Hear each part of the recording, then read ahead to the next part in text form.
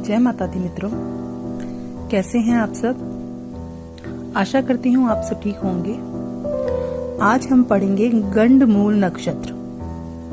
गंडमूल नक्षत्र किसे कहते हैं, इसके दोष क्या होते हैं, इसके प्रभाव क्या होते हैं, और अगर किसी की कुंडली में गंडमूल नक्षत्र आता है तो उसके उपाय क्या हैं। जैसा कि मैंने आपको अपने पहले की वीडियो में बताया था, ज्योतिष में कुल 27 नक्षत्र हैं। कुल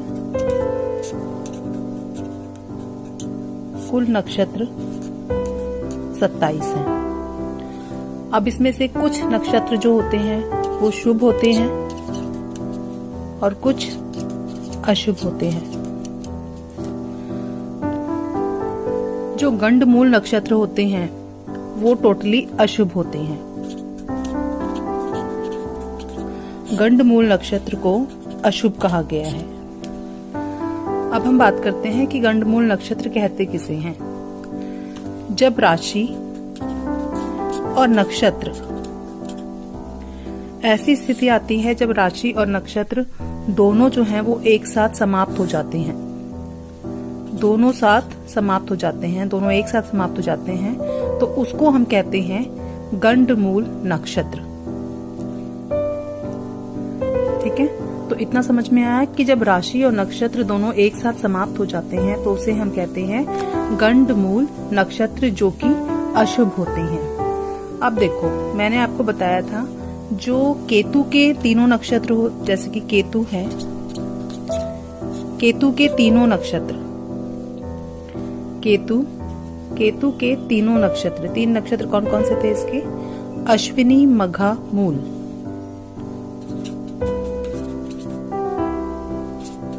अश्विनी, मघा और मूल, ये थे केतु के नक्षत्र। और होते हैं बुध के नक्षत्र। बुध के नक्षत्र कौन से हैं, आश्लेषा, ज्येष्ठा और रेवती।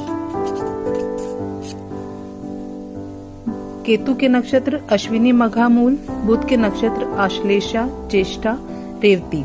तो केतु के जब ये तीनों नक्षत्र जो हैं, अश्विनी, मघा, मूल, या तो बालक इसमें जन्म लेता है, या बुध के तीनों नक्षत्र आश्लेषा, ज्येष्ठा, रेवती, इन तीनों में कोई बालक जन्म लेता है, तो उसे हम कह सकते हैं कि ये बच्चा जो है वो, इस बच्चे के ऊपर गंडमूल दोष है।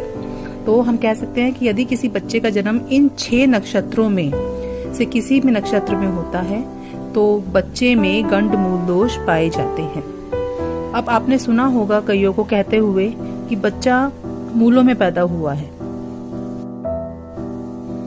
अतः केतु का जो नक्षत्र है मूल, तो मूल नक्षत्र में पैदा हुआ बच्चा, जो बच्चा मूल नक्षत्र में पैदा होता है, उस बच्चे को हम मूलिया कहते हैं, जो कि सबसे अशुभ नक्षत्र है,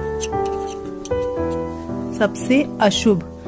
अब इसके जो प्रभाव होते हैं वो क्या होते हैं, इसके प्रभाव ये होते हैं कि बच्चे का जन्म अगर इन 6 नक्षत्रों में से किसी नक्षत्र में होता है या मूल नक्षत्र में होता है, तो उसे अपनी लाइफ में बहुत सारी प्रॉब्लम्स को फेस करना पड़ता है। उसकी लाइफ में बहुत सारा संघर्ष होता है और उसको जो है मतलब हर चीज को पाने के लिए बहुत ही ज्यादा मेहनत करनी पड़ती है।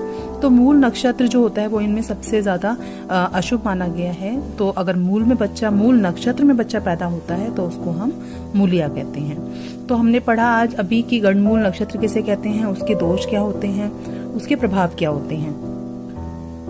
तो अब हम बात करेंगे उनके उपायों की, कि हमें ऐसी स्थिति में जब बच्चा गंडमूल नक्षत्रों में पैदा होता है तो हमें कौन से उपाय करने चाहिए।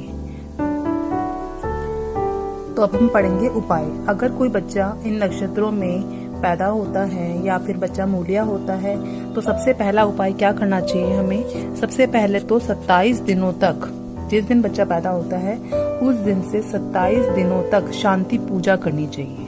ठीक है, 27 दिनों तक शांति पूजा करनी चाहिए। नंबर 2, दान देना चाहिए। दान हमें किस चीज का करना चाहिए? हमें करना चाहिए हरी सब्जियों का दान।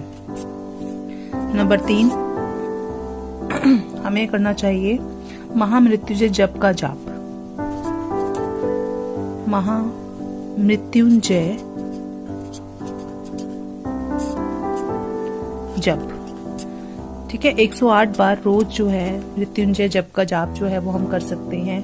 और जैसे कि हमें पता है कि केतु जो है, केतु नक्षत्र, और अगर बुध के नक्षत्र में कोई भी बच्चा पैदा हो रहा है तो हमें सबसे पहले हम किसकी पूजा करेंगे? क्योंकि केतु नक्षत्र और बुध के आराध्य जो हैं वो गणेश जी हैं, तो हमें गणेश जी की पूजा करनी चाहिए। गणेश जी की पूजा करनी चाहिए पूरे विधि विधान से। गणेश जी के जप करने चाहिए, पूजा करो, उनके जप करो।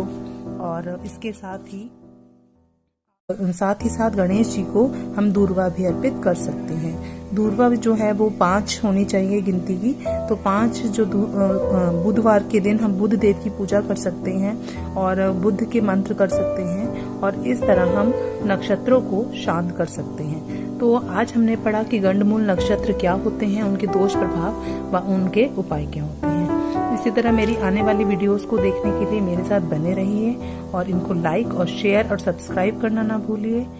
तब तक के लिए